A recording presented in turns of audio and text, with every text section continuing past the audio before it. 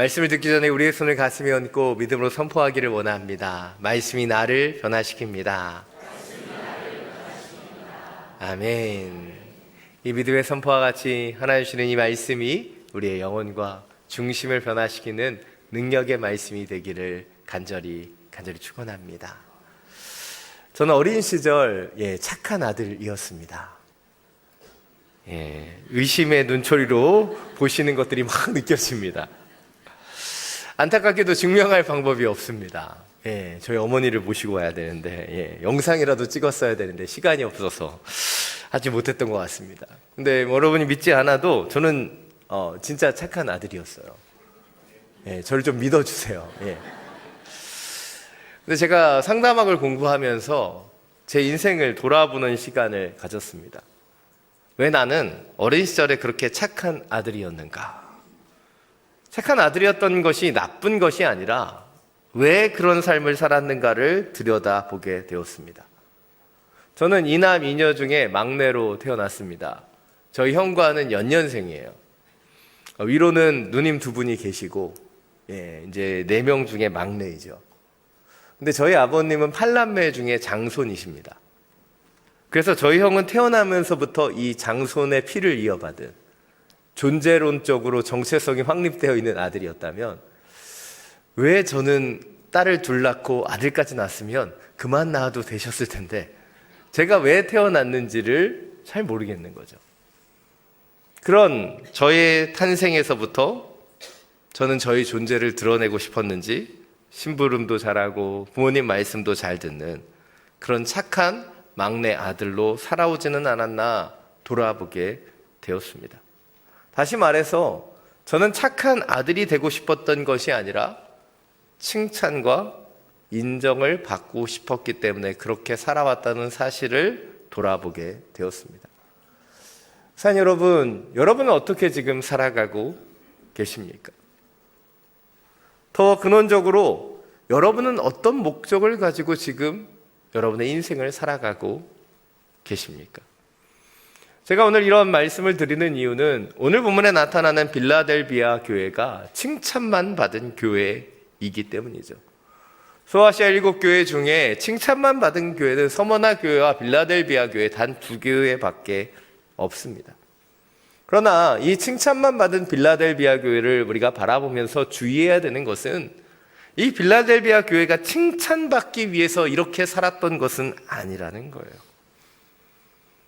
그들에게 주셨던 그 하나님의 말씀과 그 가르침대로 살아가다 보니까 그들이 칭찬받은 교회가 된 것이지 칭찬을 받기 위해서 그렇게 살았던 것은 아니라는 것이죠.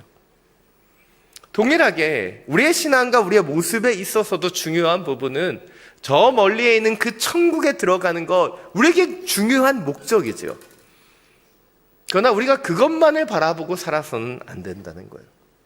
본질적으로 더 중요한 것은 우리에게 주신 이 하루하루를 우리가 어떤 모습으로 하나님의 뜻을 어떻게 이루며 살아가느냐, 거기에 더욱더 집중해야 된다는 것이죠.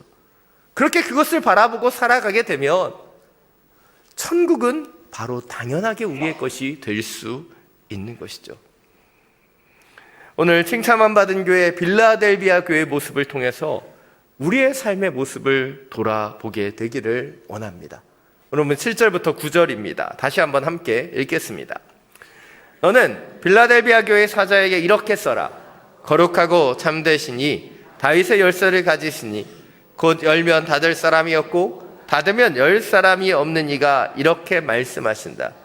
내가 내 행위들을 안다. 보라, 내가 내 앞에 열린 문을 두었으니 아무도 그 문을 닫을 수가 없다.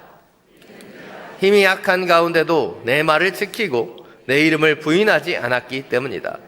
보라, 내가 사탄의 집단에 속한 어떤 사람들을 내게 줄 것인데 그들은 자칭 유대 사람들이라고 하나 실은 그렇지 않고 거짓말쟁이들이다. 보라, 내가 그들로 내 발 앞에 꿇어 엎드리게 하고 내가 너를 사랑하는 줄을 알게 할 것이다. 아멘. 오늘 본문에서 예수님은 자신을 다윗의 열쇠를 가진 자라고 묘사하고 계십니다. 그리고 빌라델비아 교회 성도들에게 그들의 행위를 아시는 주님께서 그들을 위해 그 문을 열어두시고 그 문을 누구도 닫을 수 없다라고 말씀하고 계시다는 거예요. 오늘 예수님이 가지고 계신 이 다윗의 열쇠, 이 열쇠는 사망과 음부의 열쇠이며 메시아 왕권의 상징입니다. 다시 말해서 천국으로 들어가고 들어가지 못하는 그 모든 것을 결정하는 절대적인 권세를 주님이 가지고 계시다라고 말씀하고 계시고, 그 권세를 가지고 이 빌라델비아 교회 성도들을 위하여 그 천국으로 가는 그 문을 활짝 여시고 누구도 닫을 수 없게 하겠다 말씀하고 계시는 거예요. 이것이 얼마나 놀라운 축복입니까?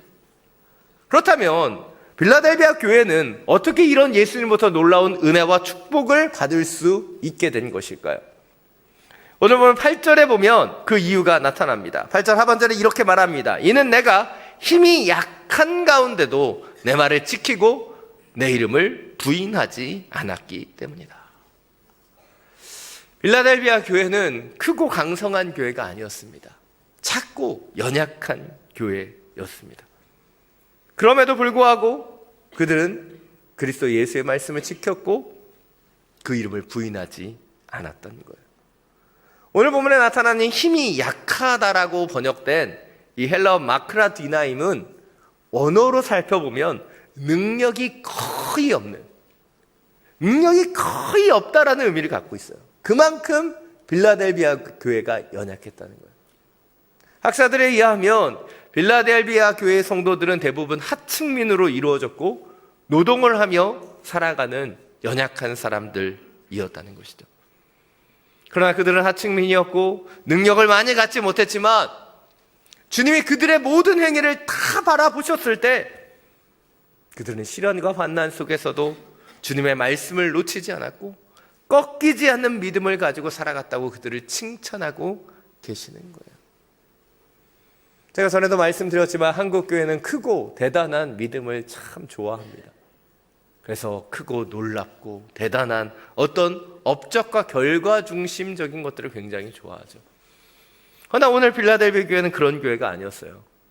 작고 부족한 교회였지만 그들이 가졌던 것은 순전한 믿음이었고 꺾이지 않는 믿음이었으며 타협하지 않은 신앙이었다는 거예요. 그래서 그 교회는 작았지만 이 고난과 역경을 그 순전한 믿음으로 꺾이지 않는 그 신앙으로 그들은 이겨낼 수 있었다는 거예요. 그래서 그들을 주님은 칭찬하시면서 오늘 9절에서 말씀하고 계십니다. 자칭 유대인 그러나 실은 거짓말쟁이인 그들을 빌라델비아 교회 성도들 발 앞에 무릎 꿇게 하시겠다. 이것은 학자들에 의하면 빌라델비아 교회를 핍박했던 사람들이 유대인이라는 것을 알 수 있어요. 그들을 핍박했을 뿐만 아니라 하나님의 나라는 유대인들을 위한 것이 너희 그리스도인들을 위한 나라는 없다고 주장하며 그들을 괴롭혔던 거예요.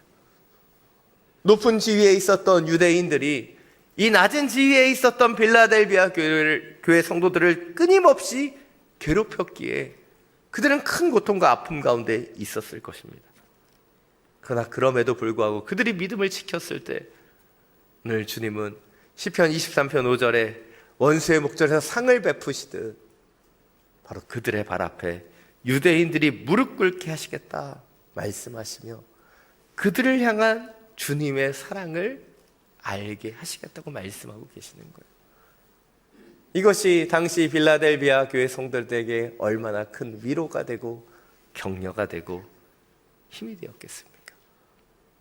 세상에 바라보는 관점이 아닌 예수님을 바라보면서 그들이 견뎠을 때 주님이 그들을 칭찬하시고 격려해 주시는 거예요. 이것이 오늘 첫 번째 포인트입니다.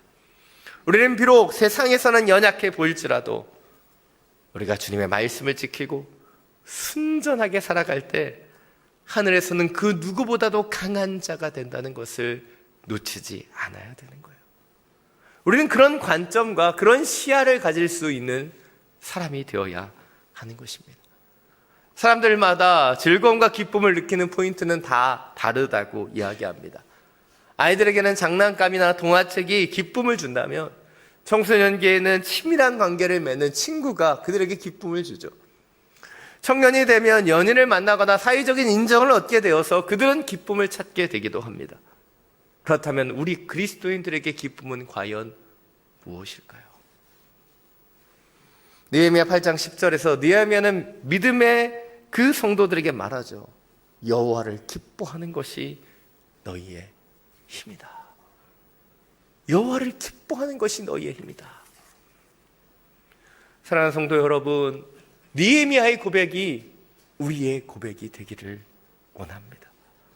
세상의 것들, 세상의 인정으로 인해 기뻐하는 것이 아닌 오직 예수 그리스도를 따라가는 기쁨, 그분을 예배하는 그 즐거움 속에서 세상 속에서는 작을지라도 하늘나라에서는 큰 바로 그런 믿음의 사람으로 살아가게 되기를 간절히 축원합니다.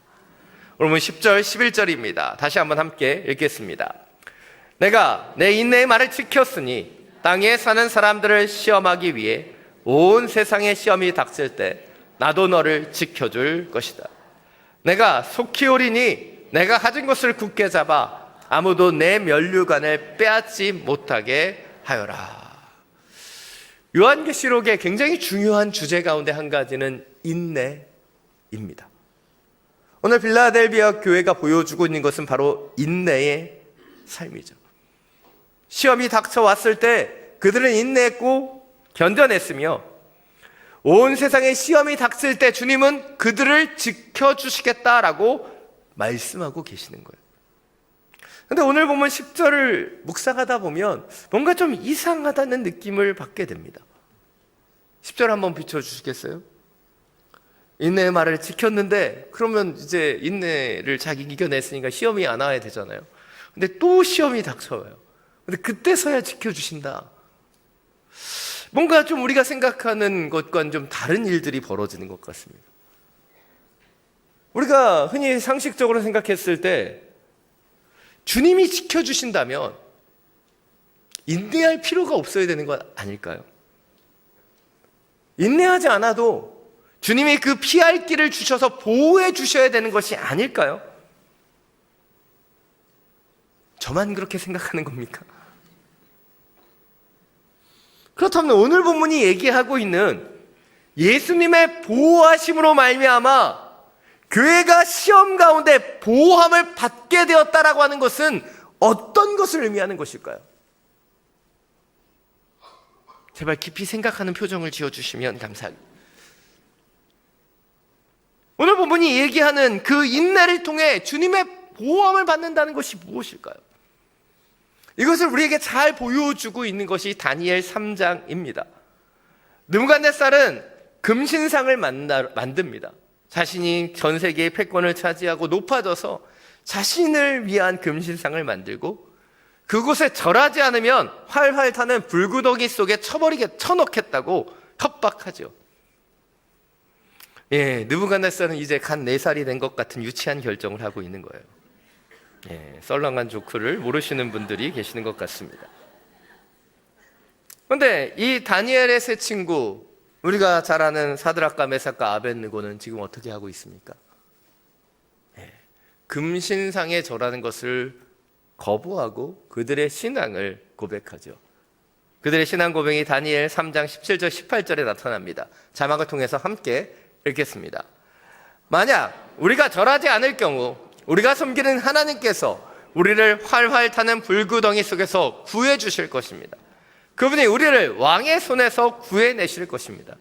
왕이여, 그러나 그렇게 아니하실지라도 우리가 왕의 신들을 섬기거나 왕이 세우신 금신상에 절하지 않을 줄 아십시오. 참 놀라운 신앙의 고백이죠. 하나님께서 우리를 구해 주실 거고 그렇지 않을지라도 우리는 그 신상과 당신의 신에게 절하지 않겠다.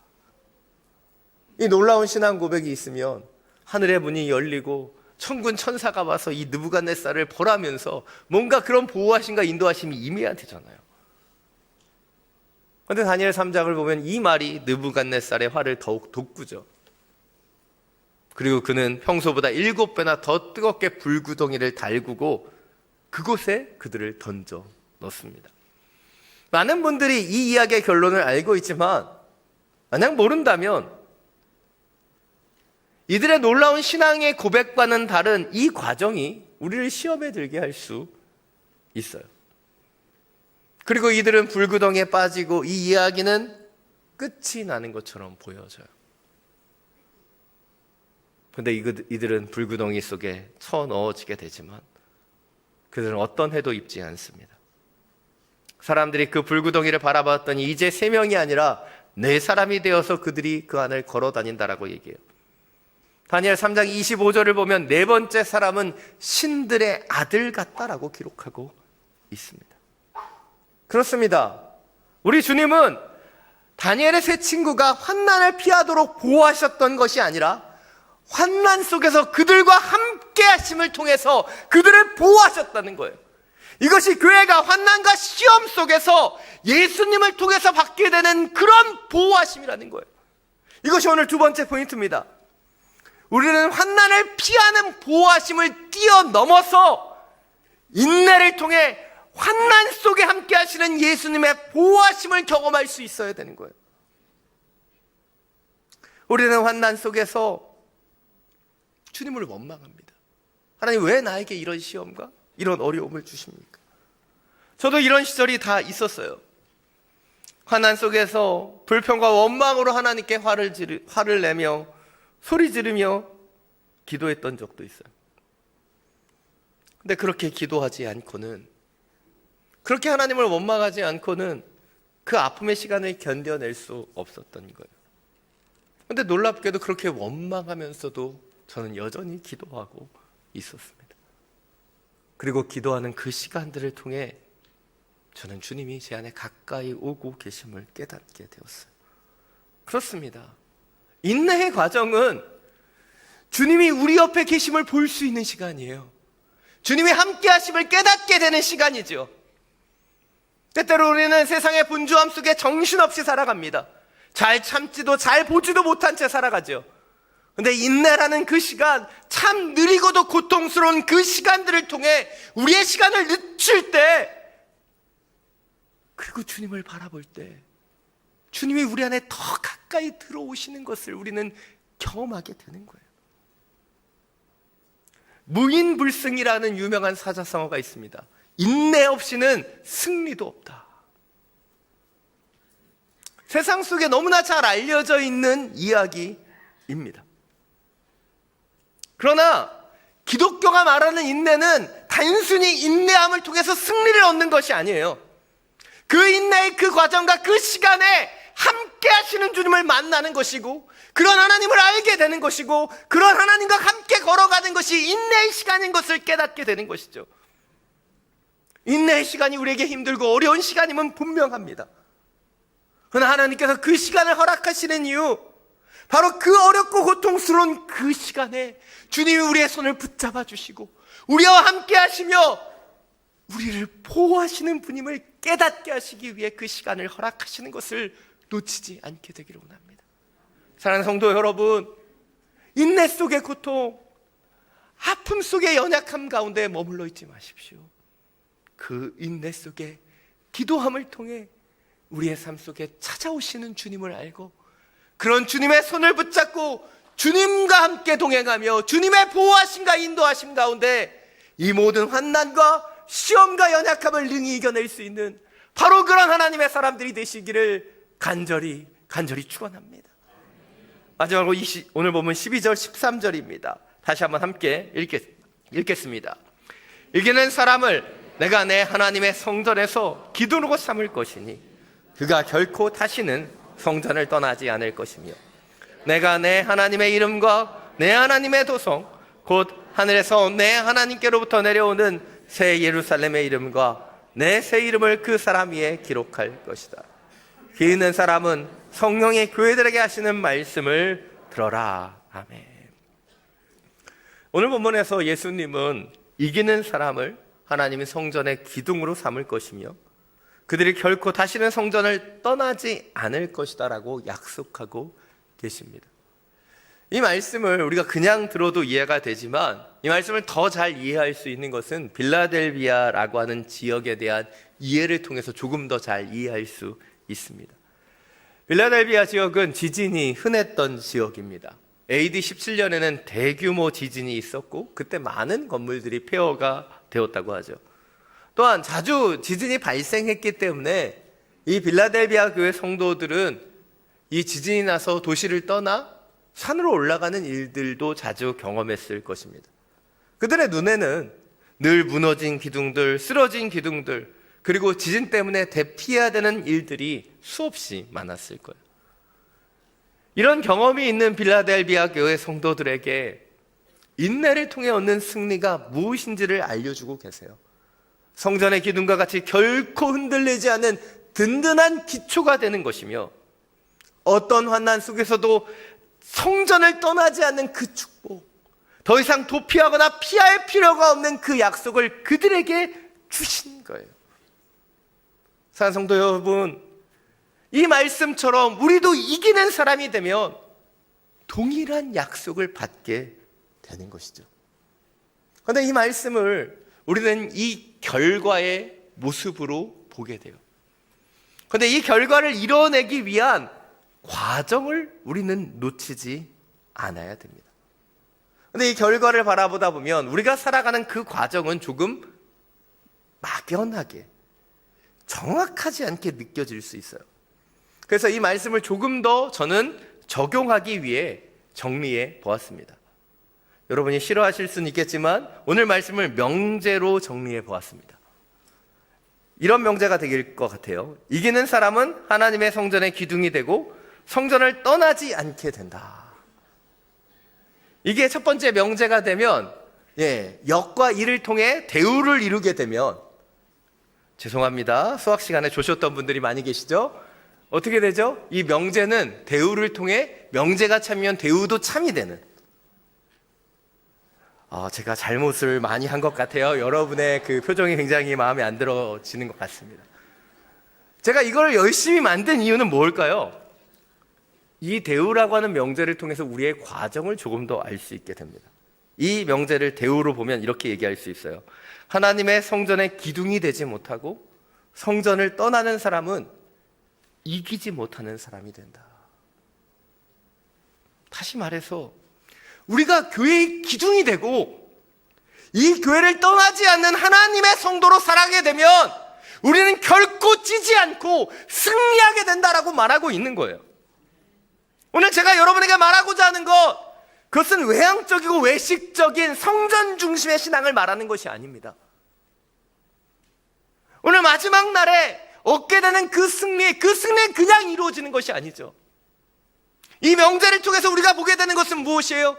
우리가 지켜나가야 되는 것이 무엇인지, 우리가 이 하나님의 교회에 참된 기둥으로 이 교회를 떠나지 않는 그 믿음의 사람으로 살아가게 되면 우리는 결코 이 땅 가운데 지지 않고 주님이 약속하신 승리를 얻게 될 수 있는 거예요. 그것이 우리가 이 교회에서 믿음의 성도들이 함께 예배하는 이유가 되는 것이에요. 시편 84편 4절은 이렇게 고백합니다. 주의 집에 사는 자는 복이 있나니 그들이 항상 주를 찬송하리이다. 주의 집에 거하는 자, 주의 집에 거하는 자에게 하나님이 이런 축복과 은혜를 내려 주신다는 거죠. 그래서 우리가 함께 이 시간에 모여 있는 것이고, 이 시간의 예배함을 통해서 주님을 바라보며 우리의 신앙을 놓치지 않고 서 있는 것이죠. 이것이 오늘 마지막 세 번째 포인트입니다.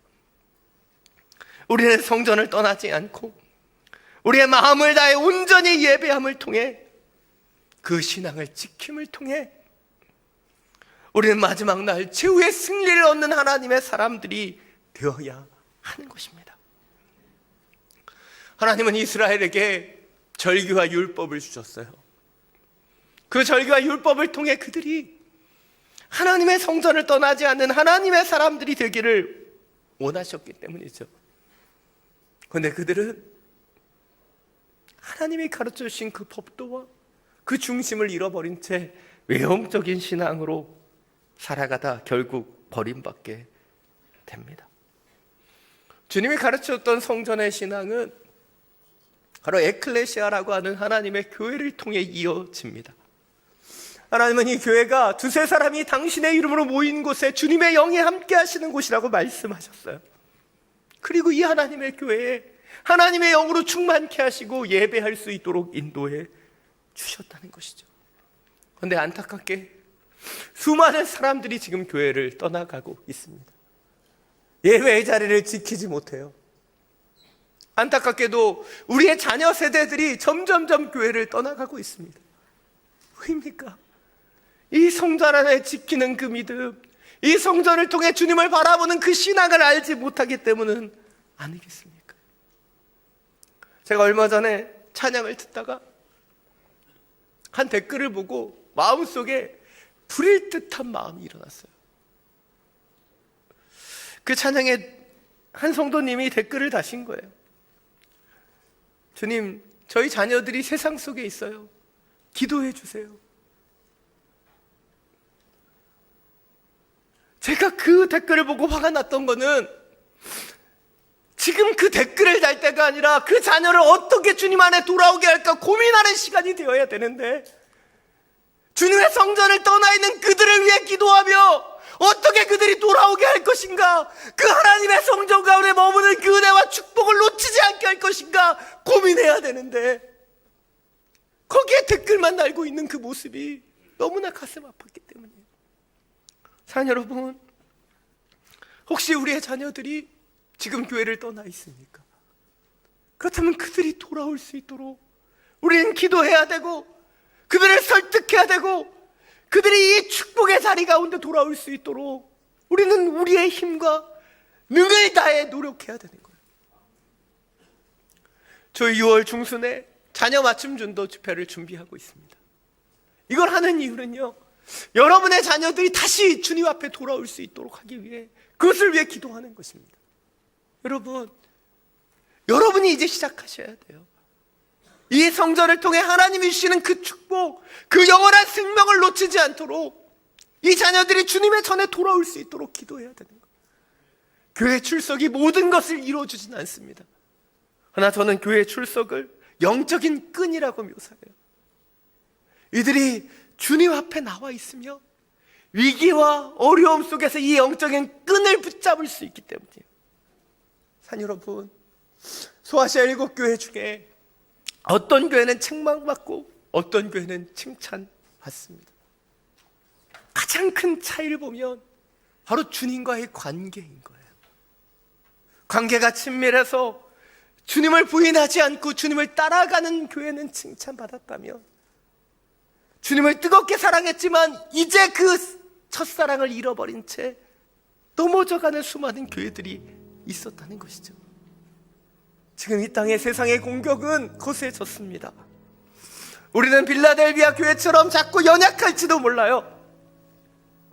그러나 우리는 작지만 우리 주님은 크고 위대하시지 않습니까? 다시 한번 그런 주님을 바라보며 순전한 믿음의 길을 이어가기를 원합니다. 환난 시험이 닥쳐올지라도 주님의 손을 붙잡고 나아갈 수 있는 하나님의 사람이 되길 원하며, 이 믿음의 그 성전을 지키며 하나님이 원하시는 이 예배를 통해 다시 한번 일어나 빛을 발하는, 지금 이 교회를 떠나 있는 그 영혼들을 주님의 품으로 돌아오게 하는 바로 그런 하나님의 사람으로 쓰임받게 되기를 간절히 축원합니다. 이 시간 예수의 길 함께 찬양하고 기도하며 나가겠습니다. 한계 속에서 주님을 보내 아무도 없을 것 같던 그곳에서 손 내미셔서 나를 붙드네 길 잃고 쓰러져가던 그곳에서 주 말씀하시네 내 손 잡으라고 내가 곧 길이요 진리 생명이니 나 그 길을 보내 주 예비하신 곳 다른 길로 돌아서지 않으리 예수의 길 그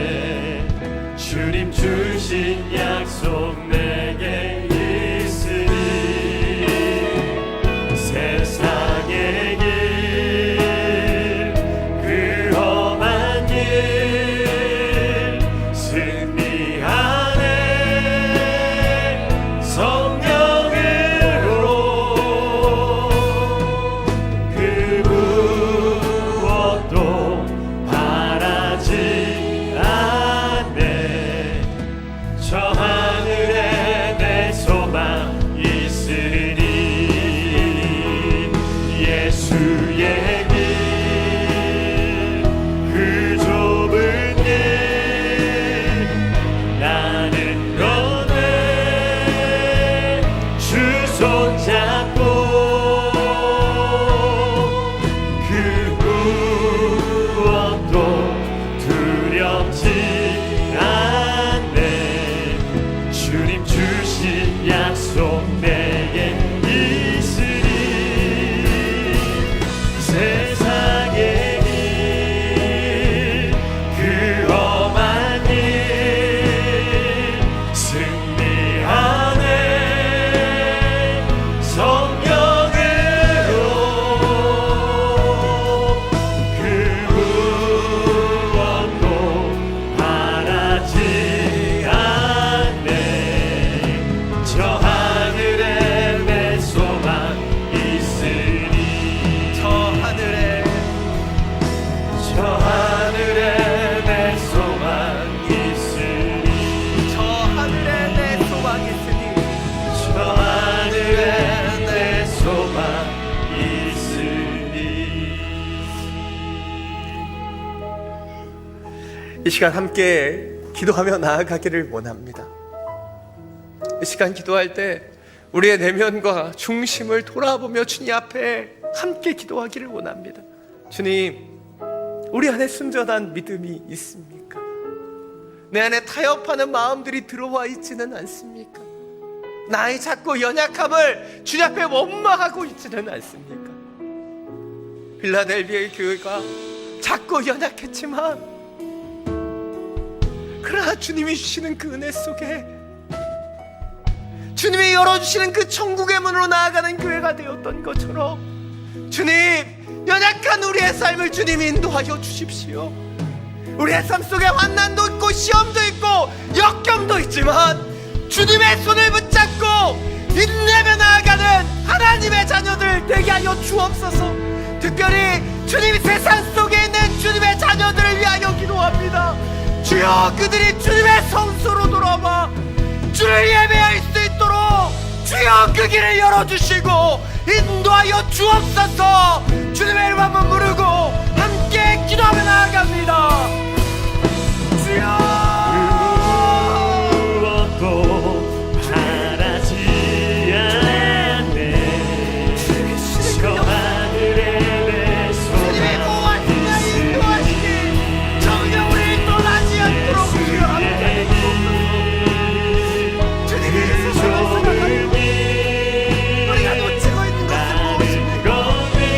우리가 모른 채 세상에 나를 믿고 세상에 갇혀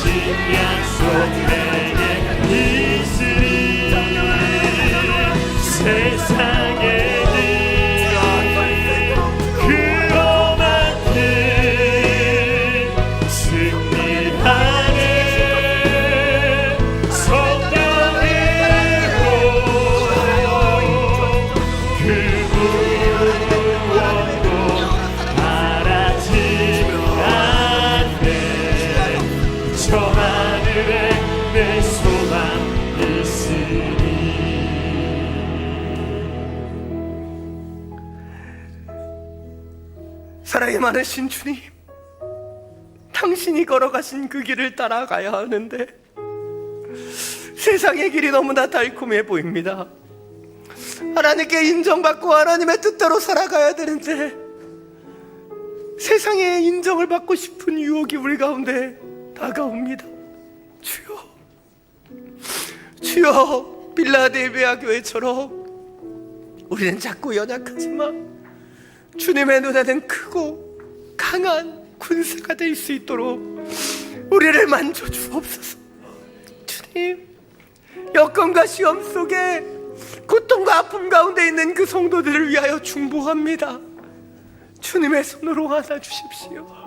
주님의 손으로 이끌어 주셔서 그 시간이 홀로 걸어가는 시간이 아닌 주님과 함께 걸어가는 하늘의 시간이 되게 하여 주옵소서.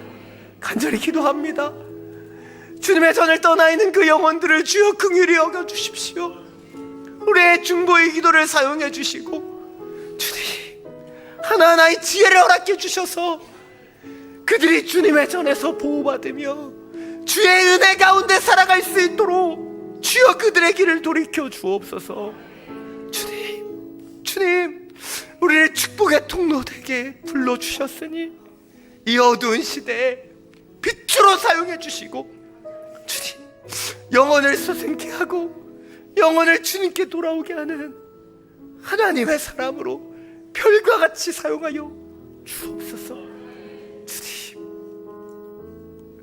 우리의 삶 속에 진정한 주인으로 임하시고 그 주인 되신 주님을 그 손을 붙잡고 따라갈 수 있도록 우리의 하루하루를, 우리의 일상을 주님의 영으로 기름 부어 주시옵소서. 길이요 진리요 생명 되시는 우리 주 예수 그리스도의 이름으로 기도드립니다.